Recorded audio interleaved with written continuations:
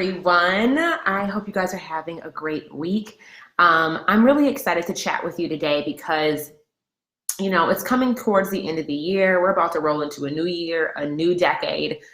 Everybody's doing goal planning and business projecting right now. And I wanted to share with you the 4 pillars of building a 200K plus coaching practice in 12 months or less. So, if this topic sounds at all of interest to you, you want to keep listening. This is something that I would probably recommend that you take notes on. Probably might want to even catch this in the replay if you're not already catching this in the replay. So because I think this is going to be really fruitful for you, especially if you're somebody who already has your business off the ground. You're already making, money in your business, but you're trying to figure out, okay, like maybe you can see a pathway to get to 6 figures, but it's really not clear for you yet. How do you start? Like, how do you position your business to make multi 6 figures in the next year?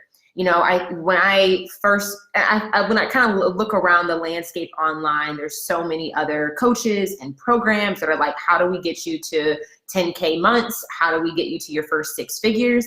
I think a lot of you, probably you even listening to this, getting to 6 figures isn't the thing that seems unattainable. Getting to that $250,000, $500,000, really being able to grow beyond 6 figures is something that I want to talk about specifically today. So, like I said, if this is at all of interest to you, definitely want to just grab a notebook or open up your device or something, open up a Google Docs. I think we're going to be giving you some good nuggets today. But if you guys are catching this live, throw some hearts up on the screen, say hey, let me know you're here. I'm really excited for the holiday weekend to kind of take a break and unplug. And yes, thank you so much for the hair compliments. Y'all got my curls back.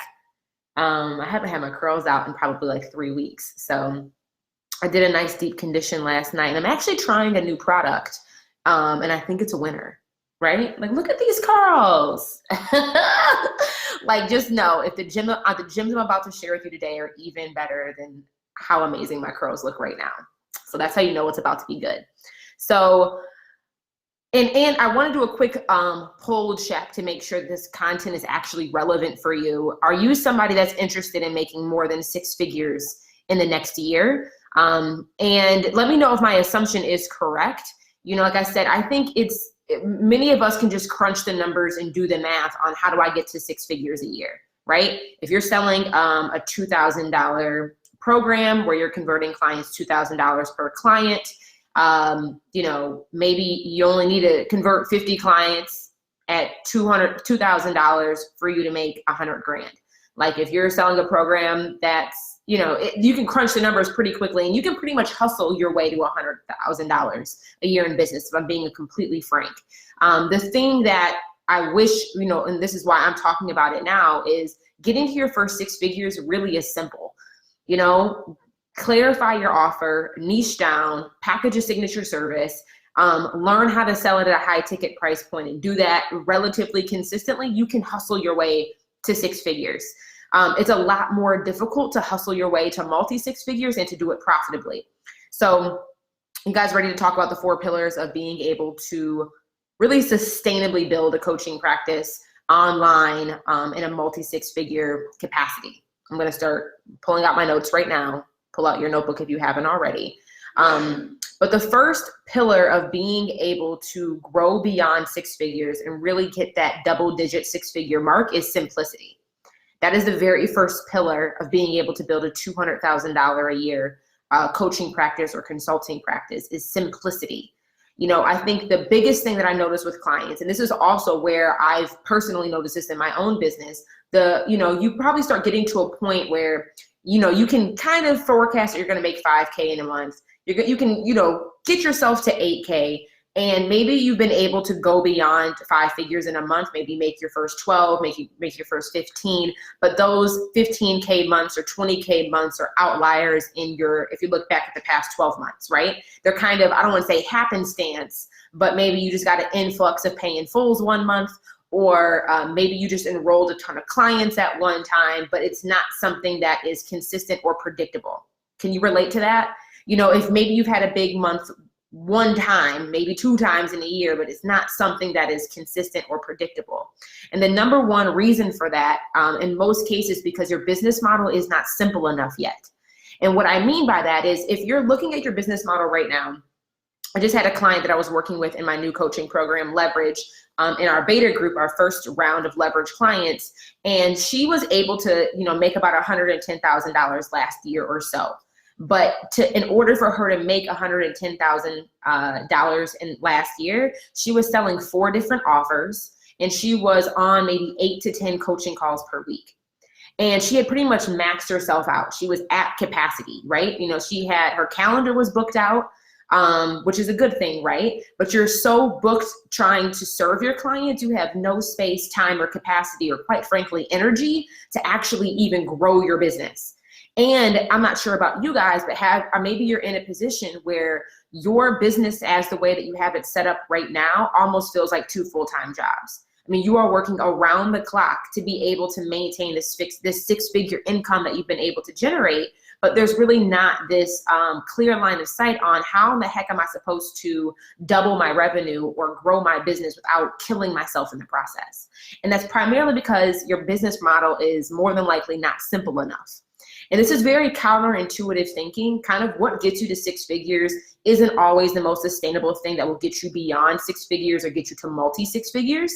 Because like I said earlier, you can pretty much hustle your way and grind out to get to your first 6-figure year. Normally it's not sustainable though. It's not something that is manageable. It's not something that can be easily leveraged or scaled or duplicated because it's just pure hustle. So the first pillar, and this is probably the most important thing is, and again, it's counterintuitive, is that you need to start doing less so you can actually position yourself to make more.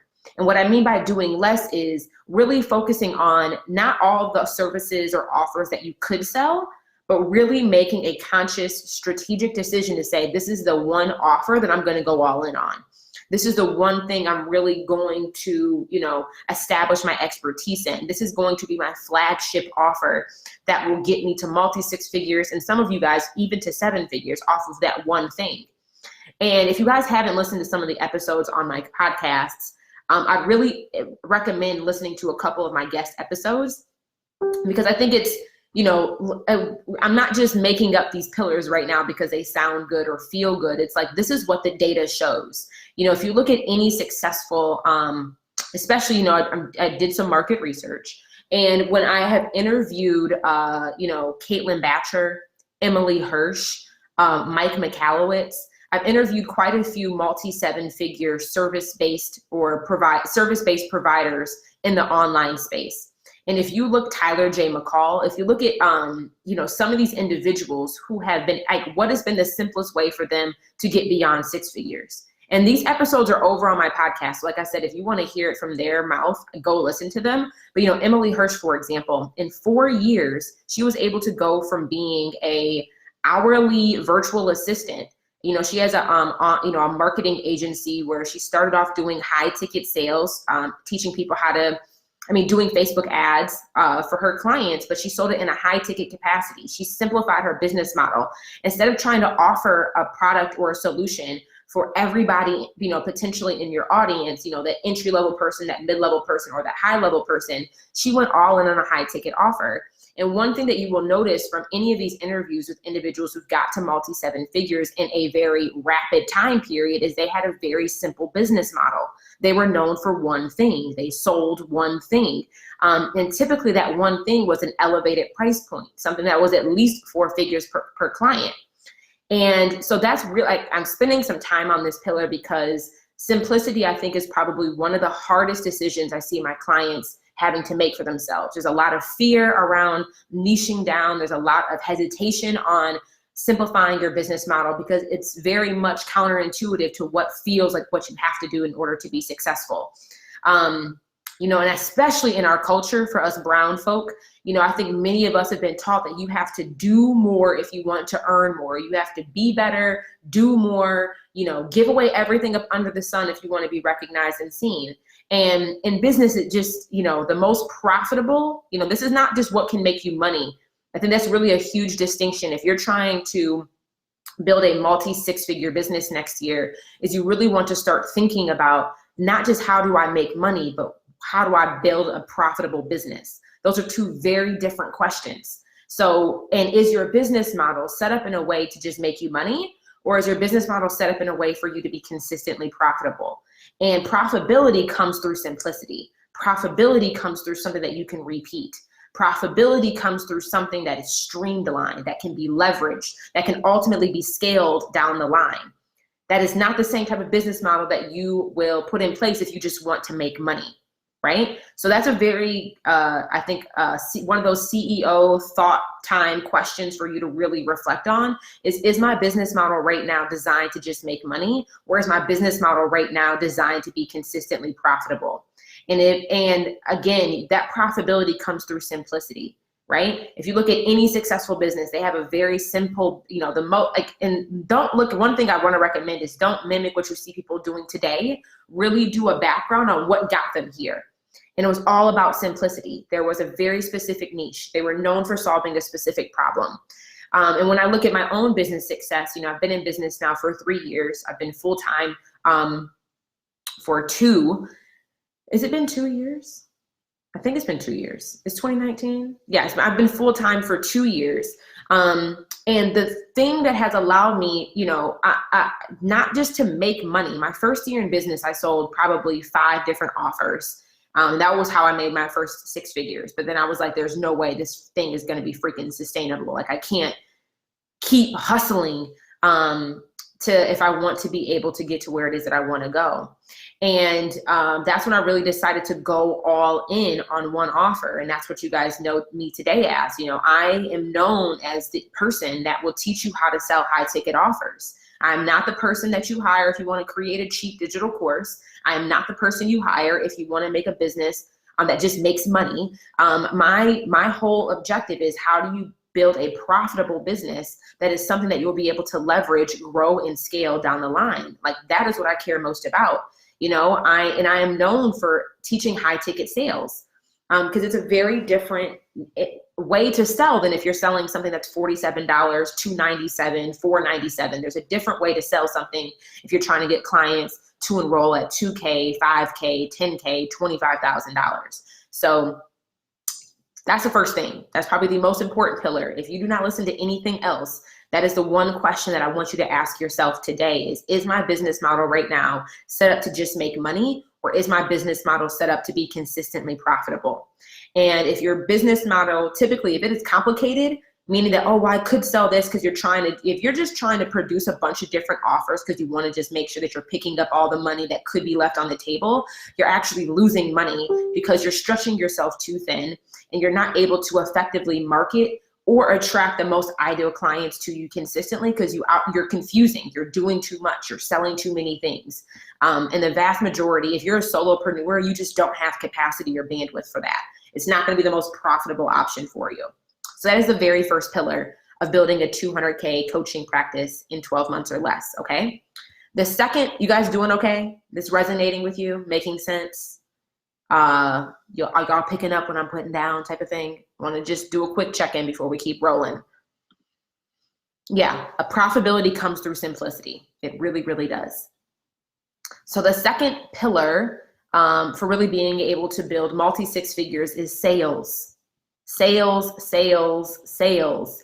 You need to be a beast at sales, right? And really when you think about sales, I do not want you to think about the, like sleazy car sales guy who is just hounding prospects saying, buy my thing, buy my thing, buy my thing. That is not what I mean when I say sales. When I think of sales, I want you to shift your perspective because sales is really just, getting to multi-six figures is really just a game of touch points, right? How consistently can you be making contact with your most ideal client and engaging them in conversation? That's really all sales is. It's a game of touch points. So when you think about, okay, how do I get beyond 6 figures? And this is really where having leveraging your business is so valuable. But I want you guys to think about the ecosystem that you're in. If you follow me, I make touch points with you on a very regular basis. You are seeing me on Instagram. You are seeing me in your stories. You are catching me live. You are listening to me on my podcast. you're getting emails from me twice a week. If you're in my Facebook group, you're getting notifications from me at least 3 times a day. And while from the great, it's a touch point game. That's all it is. Sales is a contact sport. The more contact you can make with your prospects, the more revenue you will generate. Like, it is inevitable for you not to make money if you are consistently having touch points of high value content and moving people through, the cycle in which buyers make decisions, right? So some of you guys might be thinking, okay, Jay, yeah, you are all over the place, but that's too hard for me to do. And the most important thing when it comes to sales is there are definitely things that you can put in place to leverage your content. So you are making these multiple, like, I kind of look at it like I don't know if y'all play Call of Duty. Call of Duty is like the only video game I know how to play, but I love Call of Duty because when I think about business, I think about it like war. Not in the sense I'm trying to kill anybody, but like when you think about when you go into battle, and I watch a lot of like Greek, 300, all those little like not fighting movies, but like war movies from back in the day. 300 is one of my favorites. This is going to make sense in a minute, but when you think about going to war and think about going to battle, people don't just charge into the middle of the field and start shooting their opponent. I think that's how most people approach sales. Well, I ran out there and I started shooting my gun and I'm just trying to, get everybody and nobody wants to buy my thing. You have to think about sales from like a strategic advantage point. How are you going to surround your prospect? How you need to understand the psychology of what they're thinking before they even think it. You need to be able to anticipate their objections and overcome them before it even crosses their mind. It is a psychological game. And getting beyond 6 figures, you need to understand the psychology of how people make buying decisions, right? This is Sparta. Right? Exactly. I want to surround my prospect. I want to understand them at a psychological level where I understand their core desires. I understand their limiting beliefs. I understand that the objections that I'm going to have to overcome before they even realize they have an objection to what it is that I'm trying to get them to buy. And when you understand that's a deeper level of awareness with sales, right? Most marketers are like, well, you just need to create better content. Your lighting needs to be better. Girl, start running ads. The generic go market is BS when it comes to high ticket sales, guys. And the reason being is because if you have to think about how like luxury brands, when you're selling high ticket, you really need to understand that like Louis Vuitton, Chanel, La Mer, Neiman Marcus, Bergdorf Goodman, Tesla, Mercedes, they sell very differently than the Toyotas of the world, than the Walmarts of the world, than the Wendy's and McDonald's of the world. And there's no shade either way. They're both very profitable businesses, right? But if you want to sell luxury, and what I mean by luxury is if you're converting clients $2,000 or more, you can't keep trying to market and sell your services like the $47 digital course business owner that you love watching online. Or you can't market like you're selling something cheap. You can't, right? So even when you think about like Mercedes, I don't know, guys, drop the names of some of the most luxurious brands that you love. Maybe some of the more higher end brands that you've purchased. Let me know some of those brands that we can use like a real life example. But I've been really getting into skincare lately, and my fiance bought me a La Mer set for my birthday. And if you guys are not familiar with La Mer, it's Lamer, La Mer, and they sell it only at the high-end department stores. It is like the top of the line skincare products, where a moisturizer, they literally sell a bottle of moisturizer for like $2,000. Guys, I'm talking about moisturizer for $2,000. How does that bring and get people to buy a $2,000 bottle of moisturizer? It's like 2 ounces of product. That's a very different way of sales than if you were going into Target and buying a $12 bottle of Neutrogena, night cream. It's just, it's a different way of positioning and it's a different way of sales. So when you're thinking about, okay, I want to create a high ticket business model, I do not want to sell low ticket offers. I really want to be known for a very specific niche. They're going to sell very differently than and this is something for you, if your business model is designed around high ticket sales, you need to learn how to sell at a deeper level of like psychological awareness, right? Somebody said Target. I would not include Target as high ticket. Target definitely offers like an elevated shopping experience over like Kmart, over Walmart, over some of the other like stores in their caliber. I'd say Target is definitely on the higher end of their market, but when I think of department stores that maybe are somewhat similar to Target, and even Target markets differently than Walmart would. I qualify high ticket as anything that's like $1,500 or more per client. So in our online space, I see you're Nutritional Blonde. If you're in the nutrition space, I would say for you, converting clients at $1,500 or more. That's what I define as high ticket. Most of my clients who are selling high ticket, and even me selling high ticket, my programs, the least expensive offer that I sell is $2,000. You can't buy anything from me for less than $2,000. And the most expensive thing I've ever sold was $15,000. So that's what when I say high ticket, I mean, $1,500 to like $20,000 or more. Exactly. Saks Fifth Avenue. Saks sells differently than Macy's, for example. Yeah, it's Tajay. But, really when you're thinking about how do I get to multi-six figures, you really need to nail down your sales process. And when I think about sales, like I said, sales is a contact sport. And how are you really controlling the sales container from the moment somebody discovers you to the moment they're willing to make a buying decision? And that's what I mean by like controlling the sales process from first touch point all the way to where you have collected their credit card payment. And you need to have a very, again, pillar number one, simplicity. You need to have a simple sales process. People try to convolute the process.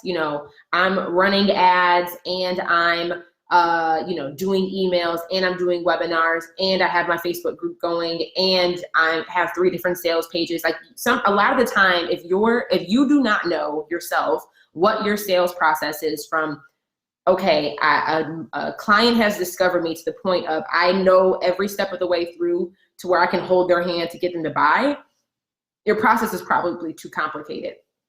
And even though it's before too, you want to align your sales process with how your buyers make decisions and make sure that your marketing also aligns with that psychology. So like I mentioned before, kind of going back to Sparta here, where this, sales is really a contact sport. I want to surround my prospect in pretty much every ecosystem they exist in and keep making touch points. But you can do that in a very leveraged way. I'm a really big fan of repurposing content. So all I do is produce 1 live stream video at minimum a week. I'm giving y'all really the tea here, but I'm not gonna, I'll help you understand the logic behind it. But I make 1 live stream video a week. All I have to do is produce 1 piece of content. Once I produce this 1 live stream video, this 1 live stream video will be repurposed and leveraged so I can create that kind of Sparta, surround your prospect. We're going to go to, marketing battle war with your content. I mentioned before, it's a touch point game. It's a contact game, but it doesn't mean that you have to make 50 pieces of content. It means you make 1 valuable piece of content, it being a live video, and then you repurpose that content. So like, my 1 live video gets repurposed in about 7 different ways for me to create these multiple touch points to keep making these, moments of contact with my audience without me being the one having to make like 300 pieces of content, if that makes sense, right? So it's not overwhelming for me to create this high touch point, high visibility brand that you guys know me as. I'm on Instagram, I'm on Facebook, I have a podcast. We have blog articles. We have a very engaged Facebook group. We have a YouTube channel. I'm pretty much on any platform. Just haven't got on TikTok yet, but it all starts with 1 piece of content. That 1 piece of content, 1 live video gets turned into a podcast episode. 1 live video gets turned into about 2 or 3 blog articles. 1 live video turns into normally 2 to 3 email newsletters. 1 live video turns into, roughly 40 posts that can be repurposed in my Facebook group. 1 live video gets turned into an Instagram TV. 1 live video gets turned into a caption for an Instagram feed. 1 live video normally turns into 20 to 30 different tweets. all because of one live video. That's what I mean by when it comes to sales, how are you leveraging your marketing collateral to create these moments of contact on a consistent basis with your prospects? And does that make sense? And I see somebody right now, Dominique said, I've always been kind of scared of running out of content. You can never run out of content. Like there's really 8 pillars of content that you're constantly going to be remaking over and over again, like 8 core topics based off of sales psychology. And this is something that I teach my students in Leverage. You get introduced to this in Services That Sell, but we go a lot deeper on this in Leverage, my my coaching program, mainly because it's just a deeper level of psychology and it's a deeper level of awareness. But once you understand how buyers make decisions, there's really only like 8 different types of content that you'll ever have to make, and you'll just keep changing the positioning on it, keep saying the same thing but in a different way to make it resonate with your audience. And then you leverage that content, repurpose that content, so you really can be making these multiple touch points so you can increase your sales. Does that make sense? Because I've never heard anybody else explain it this way before. But it's really, when it comes to sales, to being able to get to multi-6 figures a year, you need to simplify your sales process.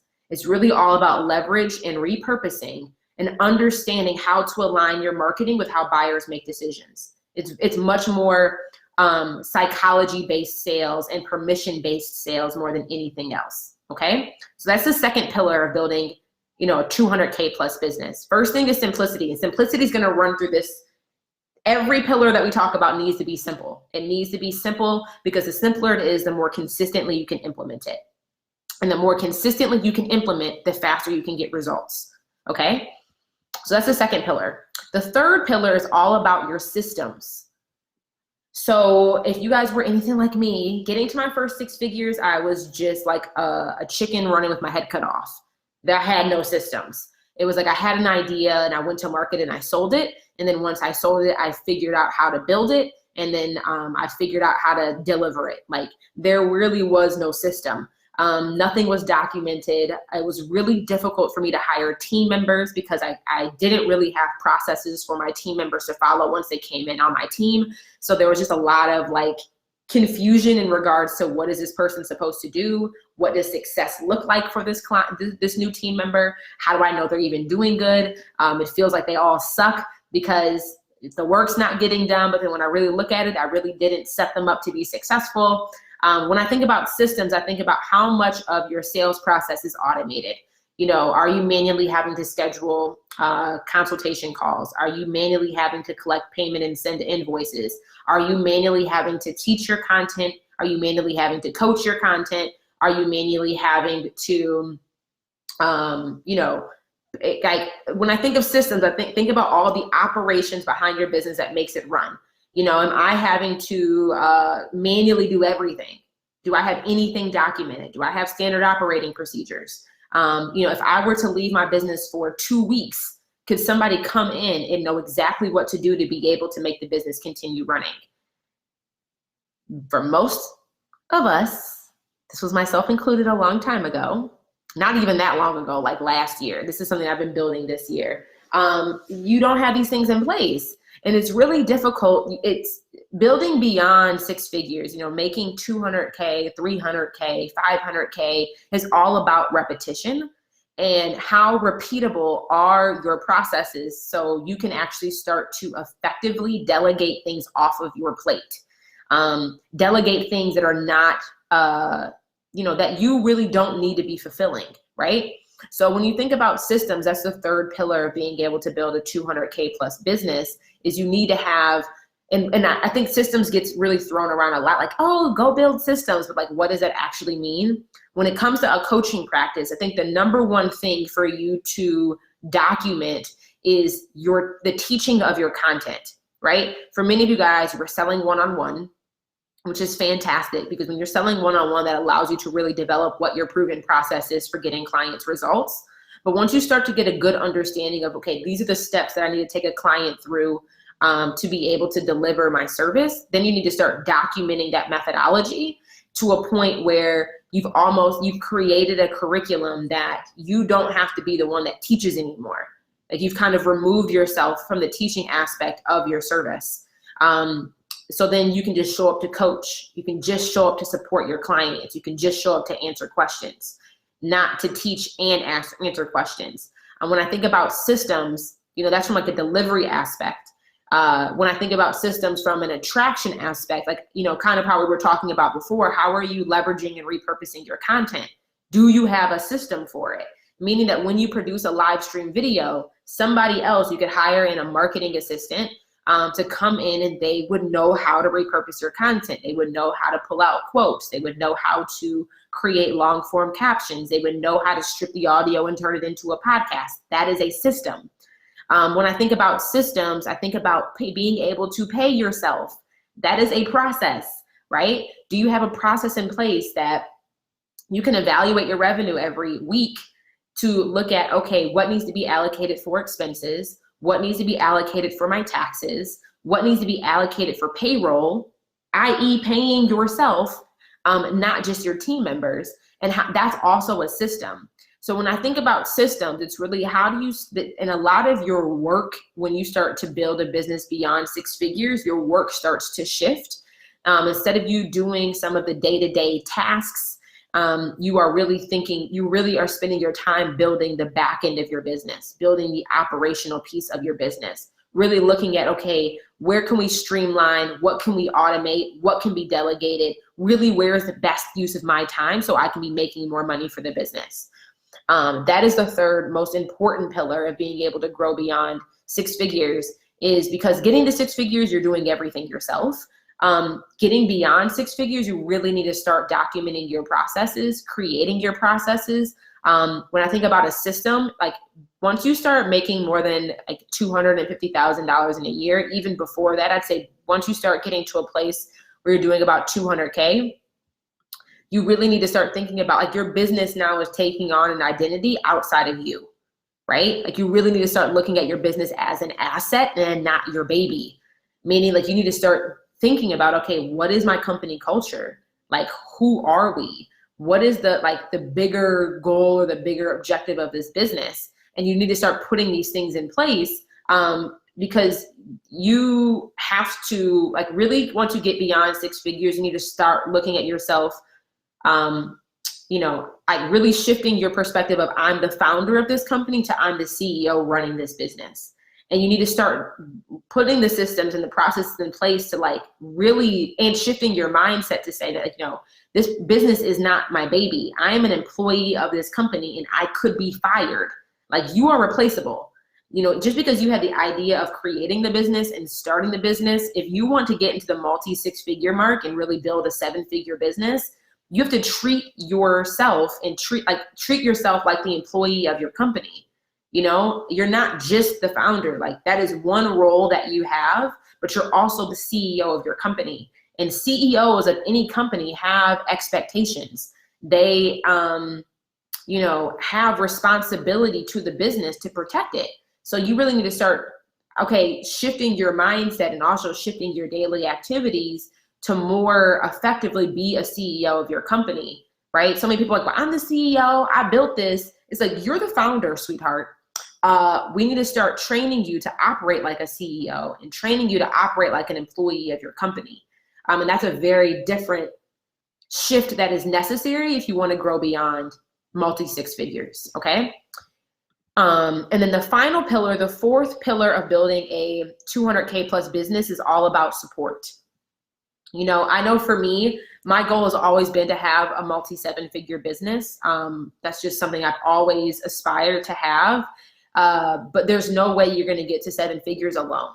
And I don't know anybody who's gotten to 7 figures plus alone. And really, even when I think about getting to 7 figures, there was a moment where I was completely discouraged. And this was probably about the time when I was making about 150 a year, because I was doing it by myself. And I was like, I cannot see how I can grow beyond 150K if I keep going the way that I have been going. Like it was overwhelming. Like I was working 60 hours a week. I had no personal life. I didn't have capacity to date anybody at the time. Like I was overworked, overwhelmed.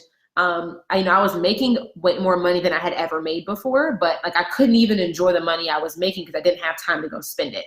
Like I didn't have time to like go to the spa. I didn't have time to go on a weekend vacation because like the business was running and there was no way I could step away from it. Like, can you relate to that at all? And when you want to go beyond multi-six figures, you really need to think about, okay, what support do I need to have on my team on a consistent basis? And for me, it was having a coach.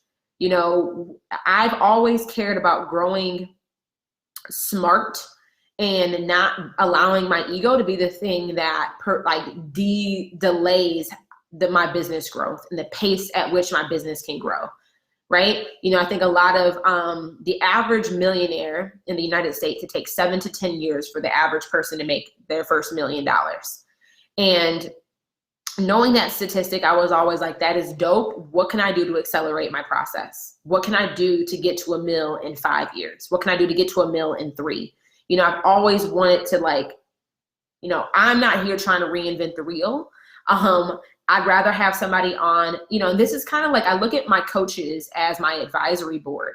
Every major Fortune 500 company has a board of directors, individuals who see blind spots, who offer a unique perspective, who will guide you along the journey to help you expedite your business growth and help you maintain the health of your business. So, you know, I'm saying support because I hired a coach before I hired a virtual assistant. I hired a coach before I hired a team member because I wanted that advisory. And I really do contribute my success and the pace at which I've been able to become successful is because I had good mentors. I had good advisors on my team. Investing in myself and hiring coaches has been a non-negotiable on my budget list. It's something that is built into my expenses. It is, again, it's a non-negotiable in my business. I will always have a coach. Or be in a mastermind. Like I will always have I will always be intentionally putting myself in a room where I am not the smartest one there. You know, I will always have a seat at one of those tables, even if that means I had to pay to get into the room. So that's a type of support, is having coaching, and really being able to leverage somebody else's learnings so you can expedite your ability to grow faster. The second type of support, when I think about support, is who are those core people you need to have on your team to be able to, again, we talked earlier about documenting processes, delegating tasks, removing things off of your plate so you actually have capacity, time, and energy to focus on those revenue generating activities. Who are those team members that you need to have in place to do that, right? So I started with contractors. I have normally have somewhere between 3 and 5 contractors on my team at any given time. Some are project-based, some are ongoing. I've just recently been transitioning some of those key contractor roles into employee positions because now I'm at a point where I'm doing more than $250,000 a year. And again, we talked earlier about, okay, I'm not just the founder of this company. I need to be acting like the CEO. And am I building a business that just makes money? Am I building a business that I want to be consistently profitable? And when I'm answering those questions in the affirmative, I need to have consistent team members. So, you know, that's when I just now started, you know, hiring employees versus 1099 contractors. So, but you need to start thinking about who are those key contractors you need to have on your team in the beginning to start delegating, and when does it make sense to make those hires? You know, I think I waited too long to hire help. You know, I didn't hire a contractor until I was about 150K in. I probably would not advise other people to wait that long, but it depends on what your capacity is and what your bandwidth is, but that's another type of support. Another type of support is like legal counsel and an accountant. You know, I hire legal counsel on a need basis, but I like, you know, your support from an accounting perspective.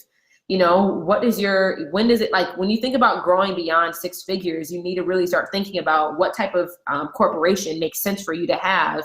How do you start taking advantage of tax savings based off of what your business entity is? Like, the more money you make, I always say, you know, was it Biggie that always said, like, more money, more problems? I'm a firm believer that it's just more money, new problems. You know, you start to experience challenges that you've never really had before. You start to experience challenges that you didn't even know existed. And when you start making, you know, 200K, 300K, 400K, these are just things you need to be thinking about. from a support perspective. And when you think about support too, you really need to think about what type of support do you need to be giving yourself to be able to continue to sustain and grow the business. And this is, I think, probably the most important type of support, because usually when you're building to six figures, you've done everything yourself. You've probably put yourself and your self-care and support to yourself probably on the back burner. You've probably been doing it for everybody else. You've been paying your team first. You have been over delivering and, allowing your clients to go beyond the boundaries of your contract. Like, you have been overextending yourself for everybody else in your business, your clients, your team, maybe your family, but you haven't been actually supporting yourself.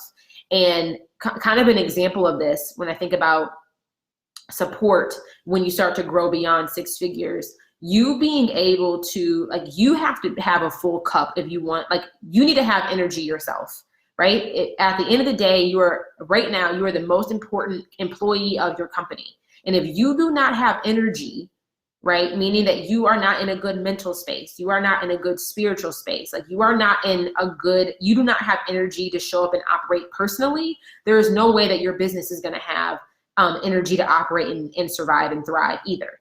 Right? When you are the driver of your company, you need to be showing up in your best form. So you have to really start to think about, how are you creating capacity and how are you creating space for you to give yourself support? But that might mean going to yoga 2 times a week, or hitting up the gym 3 times a week, or getting 8 hours of sleep, or doing, weekend vacations every quarter, or taking off for 2 weeks in August and in December, because you need to unplug. And that type of support, being able to pause and being able to disconnect from your business, because you need to have space to be creative. And like I said, you need to individually have energy. If you do not have energy, your business will not have energy to continue to run. And these are all, I think probably the 4 most important pillars of being able to build beyond $200,000 a year in your coaching or consulting practice. And especially being able to do it in a 12-month, 18-month time frame, is you need to have simplicity throughout everything you do in your business, from your business model to how you market, to how you sell, to how you show up. Second most important pillar is all about sales, and really thinking about, okay, if I'm elevating my price points, I need to understand and align my marketing with how buyers make decisions and understand sales psychology on a deeper level. The third thing is all about systems, having systems in place, holistically in your business for it to be able to operate and run without you hitting a button or without you manually having to do something. And the fourth pillar is all about support. This is a huge reason why I have a coaching program, Leverage, that really teaches one-on-one service providers, coaches, consultants, freelancers, one-on-one service providers, how to leverage their framework to build a multi-6-figure coaching practice in 12 months. And this is what I'm teaching now inside of my coaching program. My coaching program is called Leverage. We had our alpha group of students just go through the program over the last 4 months. And this is why when I think about support, when you're trying to build something that takes multi 6 figures, it normally takes time. Some people will be able to do it in 12 months. Some people will be able to do it in 18. Some people it will take them 24 months. Regardless of the time frame, it's really in the next 1 to 2 years, if you want to be doing multi 6 figures, these 4 things are things that you need to build out, to put into place, to put into practice, to continuously tweak and refine and adjust, so you can, make it customized to what it needs to be for your business model. And if you are somebody who is ready to leverage, is interested in any one of these pillars that I just talked with you about, and if you're interested in really being able to grow your one-on-one practice right now to multi 6 figures, leveraging components of your business model, leveraging your framework so you can teach one-to-many, leveraging your operations, leveraging the repurposing and marketing of your content, I invite you to book a call with me. I am opening enrollment for Leverage going in 2020. It'll be a 12-month high-performance group coaching program where we're going to teach you how to add in these layers of leverage into your business so you can build beyond 6 figures, right? Getting to 6 figures, guys, is really simple. We can show you how to do that too. But my ultimate goal for you is, how do you build a business that doesn't just make money, but build a business that is consistently profitable, where you're able to consistently put yourself on payroll and pay yourself, and also run a healthy operation. That's really all about leverage. You need to have leverage in your business. You need to have leverage on your team. You need to have leverage in your systems, and you need to have leverage in your offerings and how you serve and support your clients. So if you're interested in leverage, you can book a call with me at jerishahawk.com/leverage. I'm going to type that in here on Instagram because I know some of you guys are watching there. If you're on Facebook, the link is in the description of this video, and I also will publish it in the comments.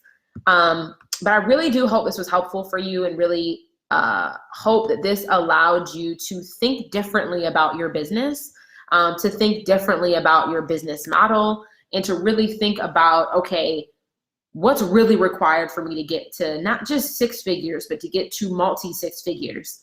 Do you really care more about building a business that makes you money, or do you care more about building a business that's consistently profitable? And how do you care about building it, right? I think building the business you want, you can do it in any way that you want. But I've always been one that I want to do it in a way that I actually enjoy doing it during the process. I want to be able to have my cake and eat it too. I want to make multi-6 figures, build a 7-figure business, but I want to have a life.